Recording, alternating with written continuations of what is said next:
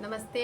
मैं हूँ रेखा सिंह। हम आप सबको भगवान श्री रामचंद्र जी का सोहर गीत सुनाएंगे, जिसमें कि माता सीता श्री रामचंद्र जी से शिकायत करती हैं कि जब से हम आपके घर में आए हैं बस तकलीफ़ ही तकलीफ़ मुझे सहने को मिला। किस तरह से है गाना के जरिए बताएंगे।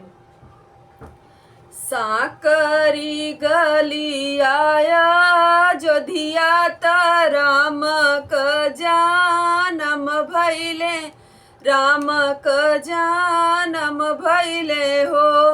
राम सोनवा क उठली देवलिया, मोती न लागन झालर, मोती न लागल झालर हो। सोने के पलंग राम राजा रामचंद्र आधे परसी, तला रानी आधे परसी तला रानी हो। सीता उबी उबी ले करवटिया, नींदरिया नाही आवई, नींदरिया नाही आवई हो।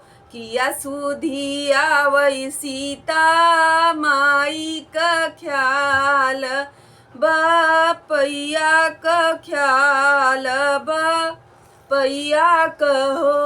सीता किया सुधी लहुरे भी रनक, नींदरिया नाही आवई, नींदरिया नाही आवई हो। नाही सुधी आवई प्रभु माई का ख्याल, बपैया का ख्याल बपैया कहो। स्वामी नाही सुधी लहुरे भी रनक, नींदरिया नाही आवई, नींदरिया नाही आवई हो। जब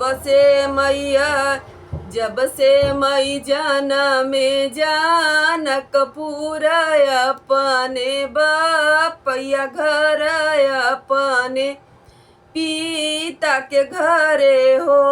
रामा सोने का सुपवाप छोरे और मोतिया लोरे और मोतिया लोरे हो। जब से मैया लिया वधपुर, अपने ससुर घरे अपने ससुर घर हो।